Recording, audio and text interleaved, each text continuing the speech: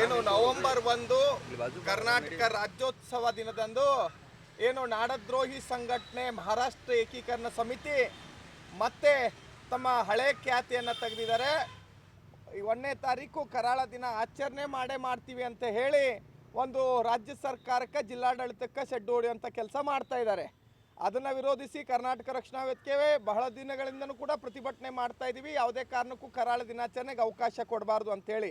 ಅದೇ ಕಾರಣಕ್ಕಾಗಿ ಜಿಲ್ಲಾಡಳಿತ ಮಹಾರಾಷ್ಟ್ರ ಏಕೀಕರಣ ಸಮಿತಿಯ ಮುಖಂಡರುಗಳಿಗೆ ನೋಟಿಸ್ ಕಳಿಸಿ ಸಂಬಂಧಪಟ್ಟಂಥ ಸೂಕ್ತವಾದಂಥ ಕ್ರಮವನ್ನು ತಗೊಳ್ಳಿಕ್ಕೆ ಎಚ್ಚರಿಕೆ ಕೊಟ್ಟಿತ್ತು. ಆದರೆ ಇವತ್ತು ಮತ್ತೆ ಬಂದು ನಾವು ಕರಾಳ ದಿನಾಚರಣೆ ಮಾಡ್ತೀವಿ, ಮಹಾರಾಷ್ಟ್ರದ ಗಡಿ ಉಸ್ತುವಾರಿ ಸಚಿವರನ್ನ ಕರೆಸಿ ಇಲ್ಲಿ ನಮ್ಮ ವಿರೋಧವನ್ನು ರಾಜ್ಯೋತ್ಸವಕ್ಕೆ ವಿರೋಧವನ್ನು ವ್ಯಕ್ತಪಡಿಸ್ತೀವಿ ಅಂತ ಏನು ಉದ್ದಟತನವನ್ನು ಪ್ರದರ್ಶನ ಮಾಡ್ತಾ ಇದ್ದಾರೆ. ಇದಕ್ಕೆ ಕರ್ನಾಟಕ ರಕ್ಷಣಾ ವೇದಿಕೆ ನಾವು ಯಾವುದೇ ಕಾರಣಕ್ಕೆ ಒಪ್ಪುವುದಿಲ್ಲ, ಸಹಿಸುವುದಿಲ್ಲ.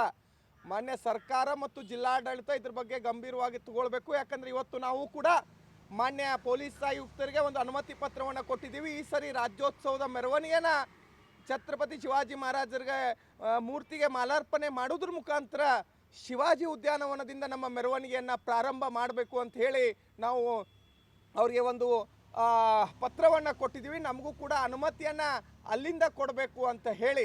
ಹಾಗಾಗಿ ಅದಕ್ಕೆ ಜಿಲ್ಲಾಡಳಿತ ಪೊಲೀಸ್ ಇಲಾಖೆಯವರು ನಮಗೆ ಸಹ ಈ ಸರಿ ರಾಜ್ಯೋತ್ಸವದ ಮೆರವಣಿಗೆಯನ್ನು ಶಿವಾಜಿ ಉದ್ಯಾನವನದಿಂದ ಪ್ರಾರಂಭ ಮಾಡಲಿಕ್ಕೆ ಅವಕಾಶವನ್ನು ಕೊಡಬೇಕು. ಯಾವುದೇ ಕಾರಣಕ್ಕೂ ಕರಾಳ ದಿನಾಚರಣೆಗೆ ಅವಕಾಶ ಕೊಡಬಾರ್ದು. ಒಂದು ವೇಳೆ ಕರಾಳ ದಿನಾಚರಣೆಗೆ ಅವಕಾಶ ಕೊಟ್ಟಿದ್ದೇ ಆದಲ್ಲಿ ಬೆಳಗಾವಿಯ ಕಾನೂನು ಸುವ್ಯವಸ್ಥೆಗೆ ಧಕ್ಕೆ ಆಯಿತು ಅಂದರೆ ನೇರವಾಗಿ ಜಿಲ್ಲಾಡಳಿತ, ಪೊಲೀಸ್ ಇಲಾಖೆ ಮತ್ತು ಇಲ್ಲಿಯ ಸರ್ಕಾರ, ಇಲ್ಲಿಯ ಸಂಬಂಧಪಟ್ಟಂಥ ಜನಪ್ರತಿನಿಧಿಗಳು ಹೊಣೆ ಆಗ್ತಾರೆ ಅಂತ ಈ ಸಂದರ್ಭದಲ್ಲಿ ನಾನು ಎಚ್ಚರಿಕೆಯನ್ನು ಕೊಡ್ತಾ ಇದ್ದೀನಿ.